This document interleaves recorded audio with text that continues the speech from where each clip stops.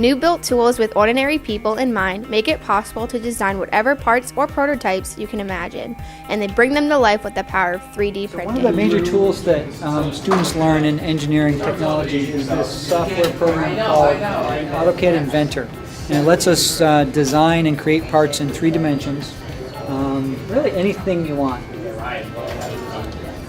At this point, it's still just a file, an electronic file, and there's a bunch of ways to make it. And the simplest thing right now that we use is our 3D printer. So we can take this model and basically print it and create it very quickly. So this 3D printer uses plastic. Ours uses plastic on a spool. It melts the plastic, feeds it through an extrusion machine, and prints layer by layer for the part. So it basically builds the part one layer at a time up from the model. So it lets us really think about things, design them, make them quickly, figure out if it's okay. It's just really a good way to kind of learn the design process and learn how to get things made. Some of these printers today print in metal. They print finished parts. They print with extreme accuracy. So it's going to be one of those tools that's really going to change a lot in the economy over the next 15 or 20 years. This is our second year using it, and we use it from freshman all the way on up.